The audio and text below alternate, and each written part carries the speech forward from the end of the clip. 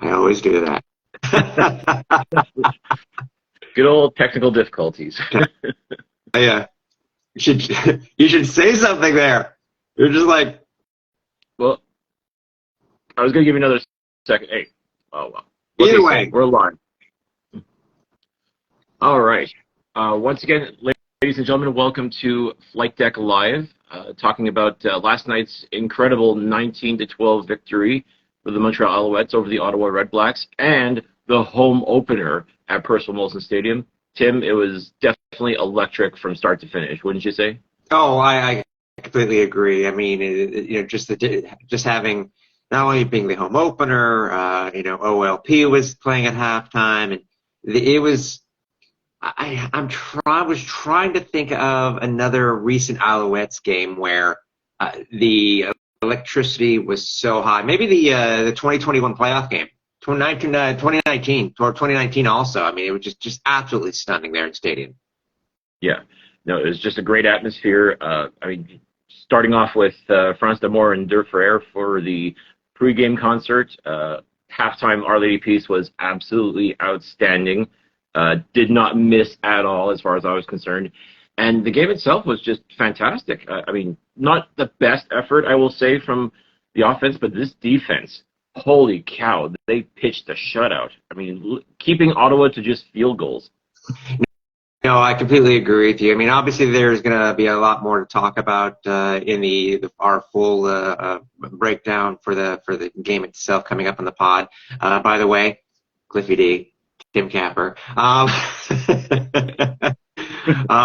But no, it was, there are some things to fix. Obviously, we got the upcoming bye week, but just again, as you said, the defense pitched a shutout, no offensive touchdowns at all.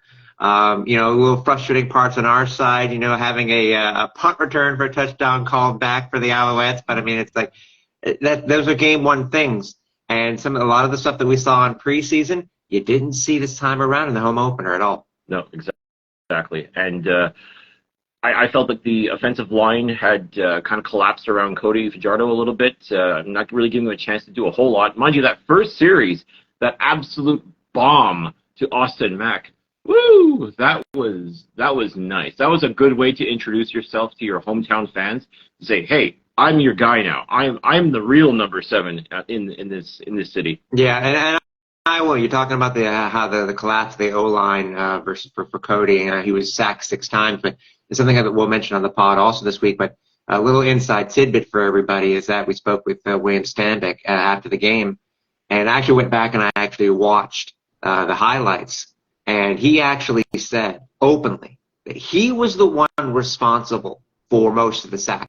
And you go back and if you watch what the broadcast again, or for what it was on what TSN put on YouTube, the CFL put on YouTube, then you can see it. Knowing just that, I want Als fans and CFL fans to go back and watch. Now knowing that he says that he was responsible, you look at it. He took responsibility for it. You can see it's cool. It's so much insider information on this type of thing. You actually get to see what he did wrong and he said himself he has to correct it. But it's really cool to see. Yeah. And credit to William for the accountability. And that's really what it comes down to, is accountability. It's like, listen, that's on me. I made the mistake. Don't blame Cody. Don't blame the offensive line. It was my bad. And for Stanback to be able to own up to that and say so speaks to his character and speaks to the character inside the room as well. So overall, I was very pleased with what I'd seen so far. Obviously, little things can be improved upon. And again, this is just game 1, essentially the 3rd preseason game when you really, truly think about it. Just this one happens to count in the standings. To me, there's definitely a lot to like. And I think anybody who was at the game last night came away very impressed and very pleased with the overall atmosphere, performance from the team, and just everything around Percival Molson Stadium was on point as far as I was concerned. Oh, I will admit. I mean, I never expected another thing too is I never expected there be an entire stage there. We've had groups come in and play before Percival Molson, and they've usually either been at the other side of the stadium, but I've never, they were in the place where usually the fan area is, or the beer garden usually is. Huge big stage. If anybody happened to watch it, it was just sure it obscured the scoreboard, but I mean, you just had to look at what the down and line markers were for the game. So it's just a minor thing. So yeah, just little things here and there. Like I said, I mean, to be able to have an entire stage like that, and not just a makeshift stage trotted out and pulled back in really quick. I mean, Our Lady Peace deserves better than that, and they were given a chance to perform as we expect them to. And as I said, I am biased 100%, as you all know. I am a huge Our Lady Peace fan, so I was extremely pleased with everything about that set.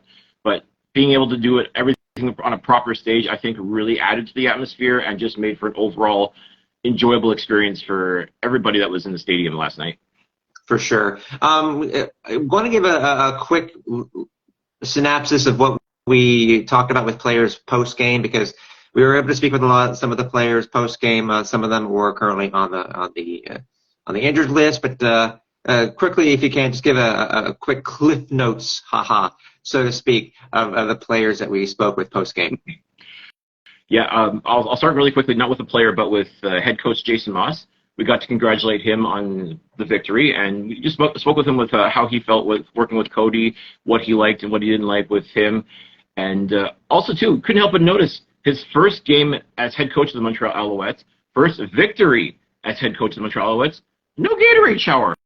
What's up with that? Well, that's tradition. Yeah, as a joke, I got a feeling maybe they're trying to give him a slush puppy shower, but that would have been a lot stickier. So a lot stickier and a lot colder too. And you know what, Coach Moss even said, you know what, I'm good with not having a Gatorade shower. It's okay. You don't have to do that. And it was, you could tell the big smile on his face. You could tell he was extremely pleased with, getting that victory, getting that first W. I mean, that's huge. Especially in front of your hometown fans, in front of the hometown crowd.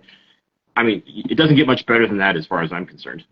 Yeah, people need to remember that this is basically the first time for Coach Moss being on the field during a regular season game since he was traded in 2007, I think it was, to the Alouettes. So, obviously it's a huge night and day for him, but congrats, obviously, to Coach. Yeah.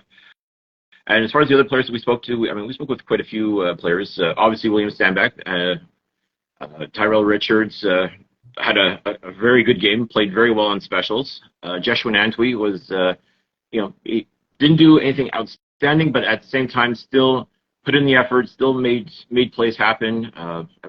Spoke with, so many guys that we were able to sit and talk with for a bit, and just a great atmosphere, great training. And the one thing that was resounding true was just that overall feeling of relief and joy. Now that the preseason's over, now the training camp is finished, it counts now. Everything counts. So the work that they put in now has to mean something. And you saw that last night. You saw that they felt good. They got that W. Now they go into a bye week, which is kind of weird, but okay. You get that great momentum after such an exciting atmosphere. And now Alouettes fans have to wait another week and a bit for the next game, and even longer for the next home game, if you can believe that. No, that's true. Obviously, bye weeks after one, CFL vibes. So, I mean, it's like the Argos who start the season on a bye, which the Alouettes have done before, too. I think we did last year or 2 years ago where we started off on a bye week. So, I don't know what's better or worse, if you start the season on a bye or you go play your first game and then go on a bye. I would have to think being on bye first would probably be still not ideal, because you go through training camp, you go through all the preparations, and then you wait. And that's kind of tough too. Yeah. Also, if I'm not mistaken, we also ended up speaking with a wide receiver, Tyson Philpott. Yeah.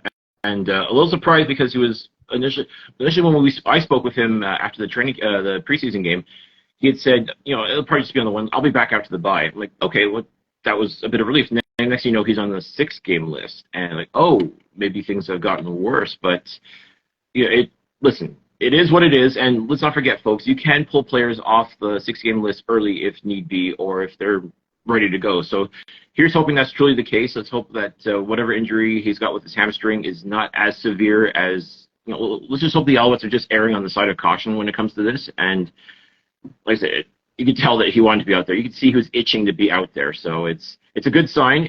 He obviously was lots of praise for Austin Mack, who had a phenomenal game last night. Yeah. But you can tell that he wanted to be that guy. He wanted to be the one saying, he wanted to be the guy that we were talking about. You know what I mean? Like, he wanted to be that superstar as well. So hopefully he'll get that opportunity to do so. No disrespect to Austin Mack, though, because he did play a phenomenal game. But we are excited also, too, to see Tyson Philpott back out there sooner rather than later. Yeah, what a debut for Austin Mack. I'm currently trying to find out, where he ranks on rookies when it comes to their first game with the Alouettes, because he had one hell of a game, and it can actually bode pretty well if it continues that way throughout the season. So, Now, what did you think of the atmosphere in the stands last night, as far as the product that the Alouettes were putting out? Obviously, on the field, we've got our opinions about that, and we'll be sharing those on the actual podcast. But when it came to like being in the crowd last night, as far as the energy goes, and as far as getting everybody cranked up and excited, what were your thoughts on that?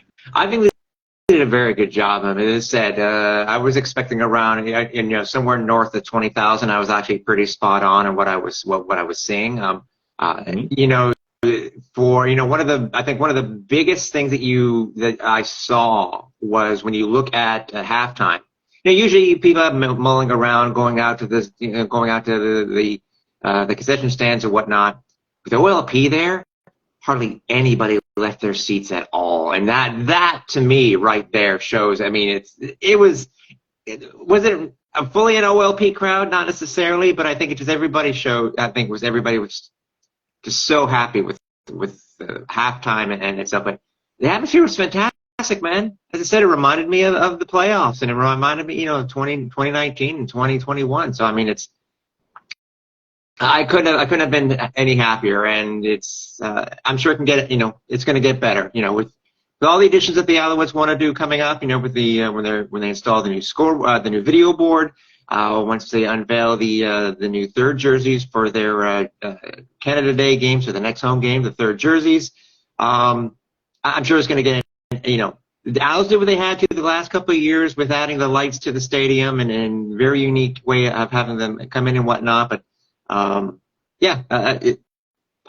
couldn't have asked for anything more. It was very electric. Yeah, especially to the last defensive series that the Alouettes played. Like, you saw everybody, they knew that, okay, we've got to make noise. We got to make ourselves heard, and they did. I mean, it was electric. I mean, as I often joke, you're in the Thunderdome at that point, and that's really what it was. And you can see even the players on the sidelines, getting everybody cranked up and encouraging everybody to scream and make noise and all that. And it was loud, and that's what you want. Is you want it to be loud and disrupt things for the opposition. To me, that's what makes it successful. And when it essentially became almost, I was going to say turnover on downs, but I think it was. Yeah, was it a turnover on downs, or was it an actual interception that was essentially sealing? It was a turnover, and it was a pass batted down by, I think, I might have been Deontay Evans, if I'm not mistaken. So, Deontay Evans with 2 picks last night. Let's not forget. Hey, by the way, absolutely. You're talking about the crowd itself, and even though this occurred as late as it did in the game itself, I think it's right during the period for the for the victory formation. Even though they got to play only part of it for John Denver's Country Roads, which is, to me right now, it's a staple at the stadium. Any time they play it in the fourth quarter, even though they stopped the music, the crowd still stayed as big as it was, continued to sing the first stanza of the song. Yeah. Come on. If you would have had any other type of crowd, that may not even happen, but that was just so fun.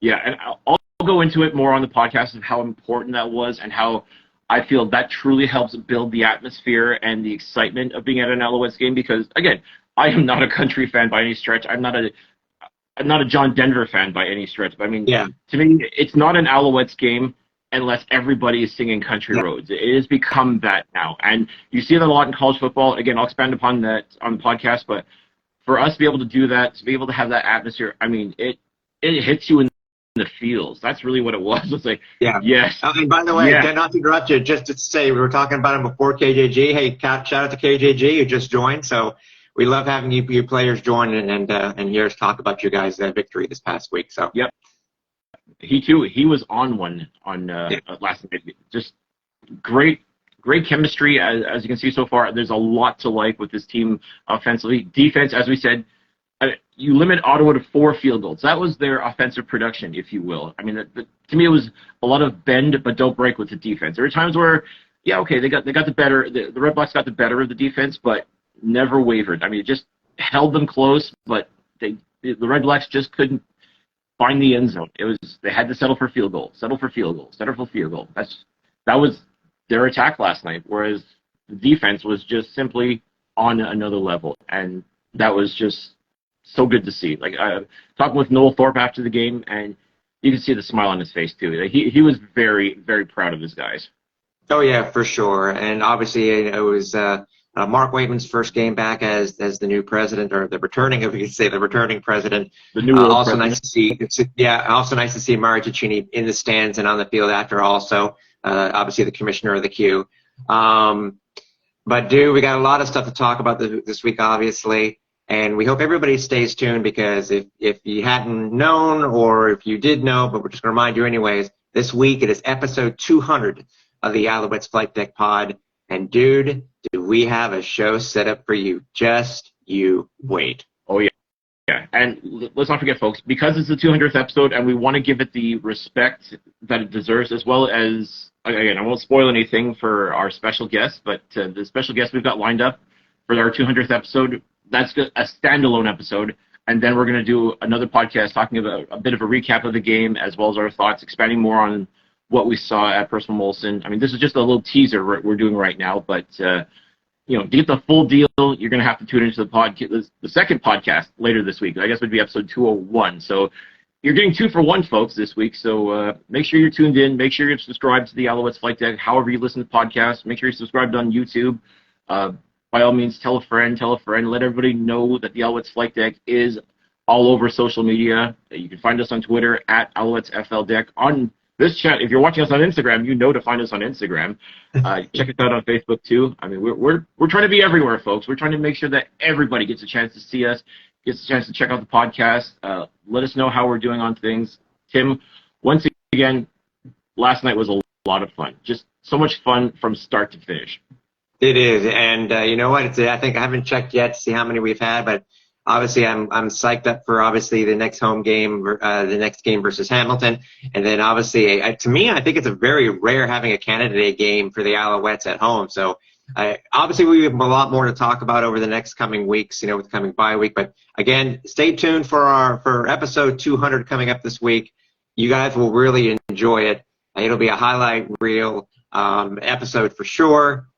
So Cliffy D, man, thanks a lot, buddy. Obviously, I'll talk to you this week. So if everybody here, we'll talk to you soon.